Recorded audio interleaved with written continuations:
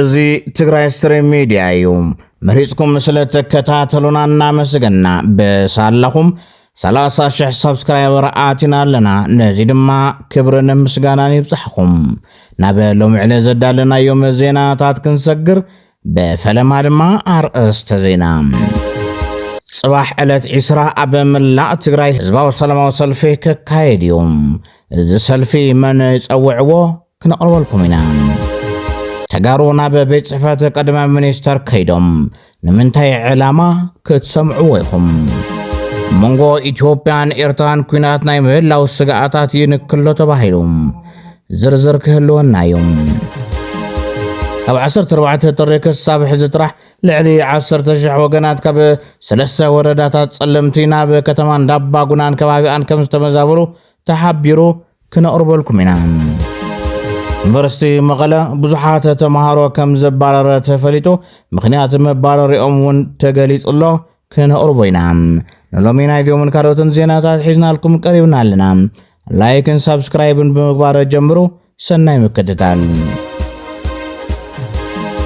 የትግራይ ህዝብን ውራ አድርጋችሁ ህልውናውን አደጋ ላይ የጣላችሁት ከመንም በላይ ህወሓቶች ናችሁ በደንብ ነው ሊነገራችሁ የሚገባው እንዴት ለትግራይ ህዝብን ወስደው የሆነ አረንቋስ መክተታቸውን መረዳትና መንቃት ያቃታቸው የሚለው እጅግ የሚገርም ነው አሁን የትግራይ ህዝብ በእንደነዚህ አይነቱ የፊት ገጽ እንደነዚህ አይነቱ ይዞ ይሄንን ህዝብ መከራ ውስጥ መክተታቸው ነው ያሳዝነው እስራኤል ካቲት 2018 ዓመተ ምህረት ኣብ መላእ ትግራይ ህዝባዊ ሰላማዊ ሰልፊ ክካየድ ተባሂሉ ወሃብ ቃል ወድብ ህዝባዊ ወያነ ሓርነት ትግራይ ህወሓት አይተ ሚካኤል አስገዶም ኣብ ዙርያ ተዝካየድ ሰላማዊ ሰልፊ ጠሚቱ መግለጽ ይብሎም ሰላማዊ ሰልፊ መንግስቲ ኢትዮጵያ ውሳነ ቤት ምክር ፌደሬሽን ብዝብል በአገራው ቦርድ መረጻ ኢትዮጵያ ንዝወጣ መግለጺ ዝቃወም ብልዕሊ ህዝብ ትግራይ ጽላሊ ዘሎ ዳግማይ ድማው ጽንተት በሰላማዊ መንገድ መፍታሕ ዝዓለም ምዃኑ እተወሃበ ቃል ገልጹም ዕለት 20/6/2018 ዓመተ ምህረት ኣብ መላእ ትግራይ ያው ሰላማዊ ሰልፊ ክካየድ እዩ ማለት እዩ ሰላማዊ ሰልፊ ክካየድ እዩ ዕላማ ናይዙ ሰላማዊ ሰልፊ ኣፈላላያትና ብልዝብ ብዲሞክራሲያዊ መንገዲ ብሰላማዊ መንገዲ ንፍታሕ ዝብል መልእኽቲ ንምሕላፍ እዩ ዋኑ ድማ መንግስቲ ኢትዮጵያ ጀሚርዎ ዘሎ ዳግማይ ጽንተት ዘምጽእ ደማዊ ኩናት ምድላዋቱን ጠጠው ከብልውን ጻውዒት ምግባር እዩ ተዘይ ኮይኑ ድማ ምእንቲ ህላውና ምእንቲ ሓድነትና ምእንቲ ግዝኣታዊ ሓድነትና ስጢምና ብዘተኣማመን ደረጃ ክንምክት ምዃንና ናይ ዓለም ማሕበረሰብ ይኹን ህዝቢ ኢትዮጵያ ይኹን ኩሉ ትግራዋይ ፈታዊ ትግራዋይ እውን ክፈልጥልና መልእኽቲ ንሕልፈሉ ሰላማዊ ሰልፊ ክኸውን እዩ ምክትል ፕሬዝዳንት አይተ አማኑኤል ሰፋነ ፌደራል መንግስት ወቂሶም መበገሲ ኩሎም ሽሩሕታት መንግስቲ ኢትዮጵያ ትርጉም አልቦ በመግባር ትግራይ መንበርካኽ ምፍራስን ምብታንን ዘዓለመ ይሉ ትግራይ ዝምልከት መንግስቲ ኢትዮጵያ ዝሓዘ ዕላማ ናይ መንበርካኽ እዩ ትግራይ ናይ መንበርካኽ እዩ ትግራይ ብዲሞግራፊን ብጂኦግራፊን ኩርማ እያ ትርጉም አልባ ዘይብላ ምግባር እያ ዘይትትንፍስ ምግባር እያ እዚኣ ምግባር ግን በኢኮኖሚ ትመጽእ በፖለቲካ ትመጽእ በወታደራዊ ጉዳያት ትመጽእ በዲሞግራፊ ትመጽእ በጂኦግራፊ ትመጽእ በተፈላለየ መንገድ ፋቲኻ ትመጽእ ስለዚህ ቶም ጉዳያት እቶም መፈጸም እዮም እቶም መፈጸም ተግባራቱን ክትቃወሙ መለካት ትክክል እዩ ግን እቲ ኣድማዕ ዝኾነ ውፅኢት ዘምጽእ ግን መንግስቲ ኢትዮጵያ ንትግራይ ዝምልከት ዝሓዘ ዕላማ ዘለዎ እዋን ንሱ ንኽቕይር ኣብቲ መሰረታዊ ዕላማ ክትጻባእ ኣለካ ኣብቲ መሰረታዊ ዕላማ ኢኻ ትቃወሞ ዘለካ ናብ ትክክለኛ መንገድ ኸኣቲ እሹ ኢኻ ትቃለሶ ዘለካ መጀመርያ ውሕጅ እንተይ መጽኢኻ መንገድ ውሕጅ ተዓጽ ስለዚ ኣብቲ መሰረታዊ ነገር መንግስቲ ኢትዮጵያ ንትግራይ ዝምልከት እንታይ እዩ ዝሓስብ እንታይ እዩ ቅዋም ሒዙ ዝኸይድ ዘሎ ቅድሚ ኩናት ዝነበረ ኣብ ኩናት ተርእይዎ መንግስቲ ኢትዮጵያ ንትግራይ እንታይ ከም ዝሓስብ ብቑሉዕ ብኩናት ብጀኖሳይድ ፈጺሙ ኦኬ ዶክተር አብርሃም በላይ ሐዊሱ መተሓባበርቲ ሓራ መሬትን ውድብ ስምረትን ውዳበ ደለይት ለውጥን ነቲ በቤት ምክር ፌደሬሽን ዝተመሓላለፈ ውሳነ ብምቋም ምዕታነ ምቕራብ ናብ ቤት ጽሕፈት ቀዳማይ ሚኒስተር ከም ዘምርሑ ተፈሊጡ እቶም ኣብ አዲስ አበባን ሓራ መሬትን ዝርከቡ መተሓባበርቲ እቲ ውሳነ ዳግም ክረአ ዝጽውዕ ስምዕታ ንምቕራብ ከም ዝኸዱ ተፈሊጡሎም ኣብቲ ናይቲ ማለት ተቃውሞ ድምፂ ብዘይካ ዶክተር አብርሃም ኣብ መላእ ዓለም ውሽጢ ትግራይን ዘሎ ትግራዋይ ከም ዝተቃውሞ ሎሚ ድማ መተሓባበርቲ ደለይቲ ለውጥን ኣባላት ስምረትን ሒዙ ናብ ቤት ጽሕፈት ቀዳማይ ሚኒስተር ከም ዝኸደ ተፈሊጡ ውሳነ መንግስት ፌደራል ክቅየር ዝብል ሓሳብ ተዋሂቡ እቲ በፌደሬሽን ምክር ቤት ኣብ ልዕሊ 5 ክልል መረፃ ትግራይ ማለት እውን ሑመራ ማይ ጸብሪ ጸለምቲ ኣላማጣ ኮሮም ኦፍላ ዝምልከት ዝተጻሕፈ ደብዳቤ ናይ ኣገኘው ተሻገር ውልቃዊ ውሳነ ምዃኑ ተገሊጹ ነዚ ደብዳቤ መሰረት ገይሩ ሃገራዊ ቦርድ መረፃ ኢትዮጵያ ዝወሰነ ውሳነ በኣገኘው ተሻገር ብውልቁ ከም ጽሓፈን መንግስቲ ኢትዮጵያ ከም ዘይፈልጦ ናብ ቀረባ ሕጋዊ ስጉምቲ ከም ዝወስድን ምንጭታት ካብ አዲስ አበባ ገሊጾም እቲ ደብዳቤ ናይ ውልቀ ሰብ ውሳነ ስለ ዝነበረ ብሕጊ መዕለቢ ክረክብ ዝብል እዩ እቲ ሓበሬታ ይኹን እምበር እዚ ሓበሬታ ንብዙሓት ተጋሩ ኣይተዋሓጠሎምን ኣገኘው ተሻገር ንኣብይ ኣሕመድ ከየፍቀደን ብፍላይ ድማ እዚ ተጻሒፉ ዘሎ በኣገኘው ተሻገር ናይ ውልቃዊ ውሳነ እንድሕር ኮይኑ መንግስቲ ኢትዮጵያ ይኹን ቦርድ መረፃ ንምንታይ ብመግለጺ ዕላው ዘይገብር ዝብል ተቃውሞ በፂሕዎሎም ኣብ 2013 ዓመተ ምህረት ዝጀመረ ደማዊ ኩናት ትግራይ አንጻር ህዝብ ትግራይ ዝጉስጉስ ዝነበረ ኣምሓራይ መንነት ዘለዎ በዓል ሞያ ሚድያ ኣብቲ ቤት ምክሪ ፌደሬሽን ዝሃቦ መግለፂ መልክቱ ሓሳብ ሂቡሎም የፌዴሬሽን ምክር ቤት ባቀረበው ጥያቄ መሰረት ምርጫ ቦርድ እቺን አደረገ የምትለዋ ነገር እንድትገባለት ፈልጓል። እቺ የኦህዴድ ተራ ድራማ ነች። ምርጫ የፌዴሬሽን ምክር ቤት ምን እንደሆነ ሁላችንም እናውቀዋለን። የፌዴሬሽን ምክር ቤት የሚባል ፖለቲካ የለም ኢትዮጵያ ውስጥ ጀስት መዋቅሩ ነው ያለው። የፌዴሬሽን ምክር ቤት ጥያቄ ምንም ተደርጎ ያውቀው ምንም አይደረግም ወደፊትም። ለምን እዚህ ጋር ገባች ነው ጥያቄው። የገባችበት ምክንያት ፌዴሬሽን ምክር ቤት ውስጥ ያለው ግለሰብ አማራ ስለሆነ በሱ ተጽዕኖ ምክንያት ይሄንን አደረገ ምርጫ ቦርድ ተብላ ትርጉም እንድትያዝ ብልጽግና ሊጫወትባት ፈልጓል። ምናልባት ካለም አቀፉ ማህበረሰብ የሚመጣ ተጽዕኖ ካለ እቺን ማቅረቢያ መከራከሪያ አድርጎ ሊያቀርባት ስለፈለገ ነው እንጂ ግለሰቡ የፌዴሬሽን ምክር ኖ እዚህ ጋር ብልጽግና ኦህዴድ ብቻ ነው እያወራም ያለው ከትግራይ ኃይሎች ጋር ነው። ኣብ ማእኸል ምዕቆብ ተጋሩ ስደተኛታት ተነድባ ዝርከቡ ወገናት ግልጋሎት ይህብ ዝነበረ ትካል ዶብ ኣልቦ ሓኻይም ኤምኤስኤፍ ካብቲ ምዕቆብ ማእኸል ክወፅእ ምውሳኑ ስዒቡ ሰልፊ ተኻይዱ ኣብቲ ማእኸል ምዕቆብ ካብ ዝነበሩ ገበርቲ ሰናይ ትካላት ዶብ ኣልቦ ሓኻይም ኤምኤስኤፍ ጥራሕ ክሳብ ሕዚ ግልጋሎት እናሃበ ፀንሐ ኮይኑ ሕዚ ግን ጠጠው ከም ዘብል ድሕሪ ምዝራብ እዩ እዚ ንህይወትና ከቢድ እዩ ሓሚምና ንሕከመሉ ቦታ ስለዘለ ኣጥቢቕና ንኹንኖ ክብሉ ሰላማዊ ሰልፊ ኣካይዶም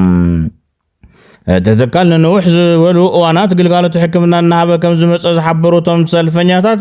ሕዚ ግን ግልጋሎት ምሃብ ጠጠው ከም ዘበለን ጠቕሊሉ ከም ዝወፅን ዝተገለፀሎም ኮይኑ እዚ ንዓና ዳግማይ ሞት እዩ ክብሉ ገሊፆምዎ ክብል ድምፂ ወያነ ትግራይ ፀብፂቦም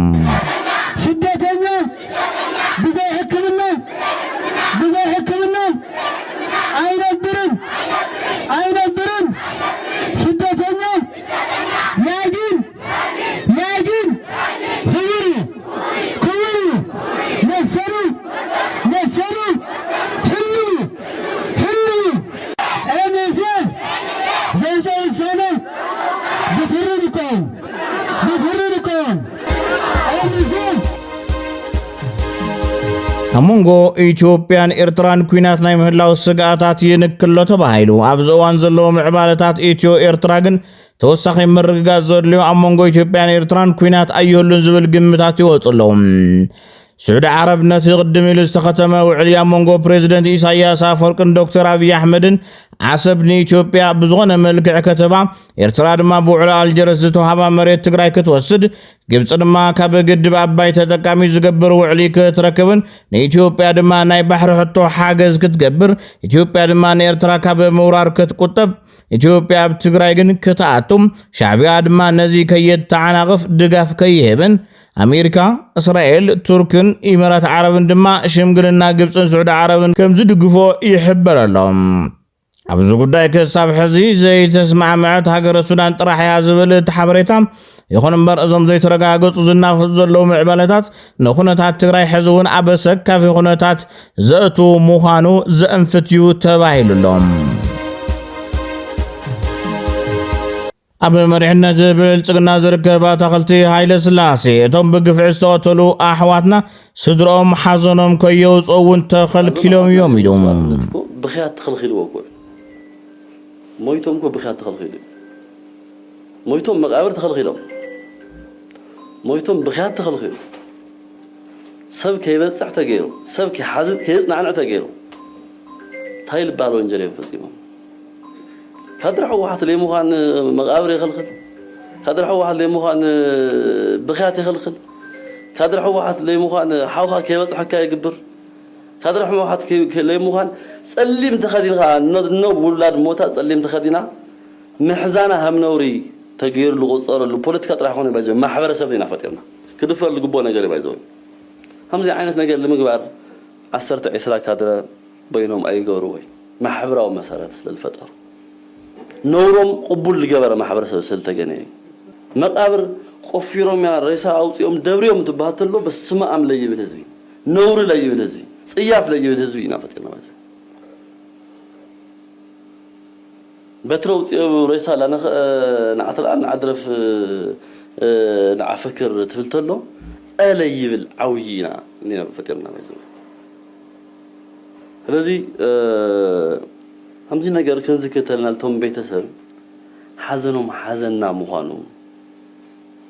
قدأتنا مخانو ولا بتجبر اللي كن جورو ناجنزب نانو تحد نجار ولا تليه الليو تو هذا حزنهم حزننا مخانو لمجرد كاب 19 طريق الصباح راح لعلي 14,400 وجنات كاب 3 وردات صلمتي ناب كتمان دابا غنان كبابيان كم استمزابرو تحبيرهم اتي ممزبال ببعلتنا تقدد يقصل مهلاو نمفلاط تخايلهم قدم 3 عامتات تفرم سممع سلام سعيبو نستفدر وصون هواو السلام بمتقام ابتي زحالف عامت بركز زولو نبرت وردات صلمتي لعلاي صلمتن كتما ماي صبرن يقبوا من لوكاب زنبور كتمان دابا غنان كبابيان نام ربوتهم كم استمرس ذكر كوينهم يهون بر بحدا قص وررت حيلتات كاب تخبابي كوصو بزي مخالم بخالي قص دما صبا حجز بزي مغرابو اتمنا مربوتهم استمرس وغنات قداي تدرارب تصقمات كو خونو تقديدم يم ابي العليو كاب زحلف ور حجميروم سراويت مكلخال ኢትዮጵያ بتخاب ببزح يراقف بمهلاون ابلعل نبرت زفصمو قفع تطناخير بموصالون كبيد دبنا خويناتين صلال بمهلاون كاب علت 19 طري كسب علت 17 لكاتيت 2018 عام مرات ابزلو اوان طرح 10,427 وغنات كاب وردات صلمتي على صلمتن كتما ماي صبرن داغمنا بكتما دابا غنان كبابيان تمزاويلهم زي كم زينا هلو كابتو ما بحرام ريت لنا زبرو تقارون نابتو بوتا زخدو خوينم ابتو بوتا ترخيبهم زهابو مدرد ما مزراربو خوين لهم اسكو ما خون زولو من اسي كندي تاريخ سرحنا يمكن مارخ انت خوينا نعومينا تمال معلتي انتاي يوليروم تمال معلتي الات شوعته معراب تزياتينا مويتنا لنا توتيفنا عيننا دقاقنا إلى سراويت تمفحر قدفو خي تقدر لنا إلى تمالي نسلمتي معراب كناتو إنا يبنيرو محيد ما خذل عنا لهم قدواد مفحر جميرو مني بوغنا سلمتي زلو عملات حارة مريت أبو قزاتا وحدنا تقرأي زلوهم قوام زقلت فيديو ون وصلو كان انقدكم مريتنا ينوصدك مريتنا جن عين هذي مريت عمارة مو مريت كركر صرت مريت ما نوصلي مريتنا وين عين هذي ازي كم ابقال نايت زي زلو وصي ጫካ ዘሎ ጅግነት كل ጊዜ ህዝቡ ንድግፎልኝ علامات መነጋገሪ لا تقطعز ولا دزي ግን መሬት ይሄ አደን ህዝቡ ሰርሆ እንታይ ለና لا قزم ጨርጨር ተኸይዱ ኮረም ተኸይዱ ሃይለመጣ ተኸይዱ ሕሞራ ተኸይዱ ታይለና ተን ዓይን ሰብና ልቁዙም ታልለና حنا ህዝና በኪለ ህዝና አቲና ርዶ ይናዝለና ከም በርኸኺ ግን ተሓሳቢ ዓይን በርኸኺን እዩ መሬትና ሕጅውን ዓይን ህብይ አቋምና ምንም ዘላ ሀዚ ጻውን ምንም ካትጸገም ዝሓለኹም አይኾነን ተገደለና ጎርሁ ላይ ክመጽ ገና አውሽጥ ሆይና ላተኻራኸረ ዝነበር አትል መሬትና ግን የኔ ነጋውን ቃለትና ድሕረጋውን ቃለትና በመን ጀጋልና ናይ ግድን ደሞምሲ ሆሲስ የተረፈ ወዲያለሁ ዩኒቨርሲቲ መቐለ ብሰንኪ ምርድዳእ ዘይተገበረሉ ሓዱሽ መምርሒ ብዙሓት ተምሃሮ ከም ዘባረረ ተፈሊጦም ካብ ቀጽሪ ዓዲ ሓቂ ጥራሕ 98 ተምሃሮ ከም ዝተባረሩ እውን ተረጋጊጹሎም ኣብ ካልኦት ቀጽርታት ዩኒቨርሲቲ እውን ዝተባረሩ ከም ዝህልው ይጥቀስ ምኽንያት መባረሪኦም ቅድሚ ሕዚ ካብ ዝመሃርዎም ዓይነታት ትምህርቲ ኤፍ ዝረኸቡ ነታ ኤፍ ዝረኸቡላ ዓይነት ትምህርቲ ደጊሞም ክመሃሩ ዕድል ዝህብ እዩ ነይሩ ኣብዚ ናይ ሕዝቢ መምርሒ ግን ዝበዝሑ ዓይነታት ትምህርቲ ልዑል ነጥብ ዋላ ምፅእ ሓደ ኤፍ እንተረኺብካ ተቕሊልካ ካብ ዩኒቨርሲቲ ክትወፅን ክትባረርን ቀጻሊ ዓመት ክትደግምን ከም ትግበር ዘለኻ እቶም ተምሃሮ ገሊጾም መራሕቲ ሃይማኖት ከሸማግሉ ናብ ቤት ጽሕፈት ፕሬዝደንት እቲ ዩኒቨርሲቲ ከይዶም ከም ዝነበሩን ካብቶም ተምሃሮ ዝተረኸበ ሓበሬታ ድማ የረድእ እተን ፕሬዝደንት ኣይተረኸባ ናብ ክንደን ኣታኽልቲ ዝበሃለ መራርሓ እቲ ዩኒቨርሲቲ ነቶም መራሕቲ ሃይማኖት ከም ዘዘራረቦምን ዝልወጥ ውሳነ ከም ዘየለን ገሊጹሎም ኣብ ልዕሊ ውሑድ ቁፅሪ ተምሃሮ ምህላው እዚ ውሳነ ክውሰኽ እንተሎ ዝፈጥሮ ጉድኣት ከቢድ ስለ ዝኾነ እቲ ዩኒቨርሲቲ ደጊሙ ውሳነኡ ክኽልስ ከም ዝግባእ እቶም ተምሃሮ ተማሕፂኖም በተመሳሳሊ ዜና ኦንላይን ምዝገባ ተፈተንቲ ተምሃሮ 12 ክፍሊ ካብ ዕለት 18 ክሳብ ዕለት 30 ለካቲት 2018 ዓ.ም ኣብ ዘሎ ግዜ ከም ዝካየድ ተወካሊ ዋና ዳይሬክተር ኤጀንሲ መረጋጋፅ ጽሬት ትምህርቲ ዶክተር አረጋው ዘፈሩ ንጋዜጠኛታት ኣብ ዝሃብዎ መግለጺ ኣፍሊጦም አመራርሃን አፈኛን ደለይት ለውጢ ኤርትራውያን በርጌድ ንሓመዱ ሰልጠነ ግርማይ ምሻዕብያ ንጽመዱ መሪሕነት ትግራይ ብትሪ ወቂሱም ፍትሒ ከይረኸብና ኣይንጽመድን ኣብ ዑራ ይኮንና ንሕና ከማኹ ንስኻትኩም ናይ እንስሳ ባህሪ ዘለኩም ሰባት ኢኹም ከም እንስሳ ምስ ሓራዲ ሓውኹም ምስ ደፋር ሓፍትኹም ምስ ቀታሊ ዲኹም ትጉንብሑ ጉንባሓት ከማኻትኩም ኣይኮንና ንሕና ሰብኡት ኢና ኣብ ትሕቲ ዝኾነ እዋን ቀታሊ ደና ንጉንባሓን ንሕና ከማኹ ደፋር ሓፍትና ዓማጽ ሓፍትና ታምሲልና ሞት መርጽ ኣነ ካብዚ ንስኻትኩም ምስ ቀታሊ ዲኹም ፍትሒ ከይረኸብኩም ትጽመዱ ኣነ ሞት መርጽ በልዕቲ ክልተ ስጋ ጥልመትን ክሕደትን ኣብ ገጾም ዝልለ ኣብ ጽምዶ ዘለኹም ደኣ መን ሰብ ቆፂሩኩም ንዓኻትኩም ንሕና ንዓኹም ኢልና ሓጊዝና ወላ ንፈልጥ እንክጅምር ከሎ ነቲ ለዋሕ ርህሩህ ህዝቢ ትግራይ ትማሊ ቅጫ ቆሪሱ ንህዝቢ ኤርትራ ደንጊጹ ዘውሕስ ዘዕቁብ ዝነበረ ሓውና ኢሉ ዝዛረብ ክንደይ ንጹህ ትግራዋይ ከም ዘሎ ንፈልጥ ብኣኻትኩም ንስኻትኩም ደቅኹም ከማነ ኣይትውክሉን ምሽ ንህዝቢ ትግራይ ህዝቢ ትግራይ ምሽክናይ በዓል ንስኻትኩም ዓማጅል ፖለቲካ ምስ ሓዝኩም ኢኹም ጥፋኣት መፅይዎ ህወሓት ከም ህወሓት ውድብ ሃገር ሙሉእ ጠንጢና ዘይጠቕማ ኣረጋት ላንድ ክሩዘር ሒዛ መቐለ መፅያ ስልጣን ናይ ኢትዮጵያ ራሕሪሓሲ ኣብ ዘይጠቅም ክልል ንስልጣን ትማወት ነትኡ ዘሎ ምሽክናይ ህዝቢ ትጭቁን ክንዲ ዘኸለስኩስ ኢደይ ተነኸስኩ ኣይገርመካን ፀረ ጽምዶ እዚኣቶም እዚ ኣዴታቶም ተሓጊዞምስ ንዓኻ ነኽሱኻ ነቲ ኣዴታቶም ዝቐተለሎም ከዓ ይልሕስዎ ለሓስቲ እዚኣቶም እንቶም ኣብ ጽምዶ ዘለዉ ሕጂ ምዚኣቶም ባይዘወይ ማንም ኤርትራዊ ከኣምኖም ዘይብሎ እንተሎ ነዚኣቶም ጽባሕ ንጎ ግምጥሎም ምን እዚኣቶም ንሻዕብያ ካልእ ከም ዝብሉ ዝኣምኖም ክቡራት ተኸታተልቲ ሚድያና ነሳዕ ዝሓዝናዮም ዜናታት ነዞም ተኸታተልኩሞም ይመስሉ ነይሮም ብኣቀራርባናን ትሕዝቶናን እንተፈቲኹምና ሰብስክራይብ ብምግባር ሕለፉ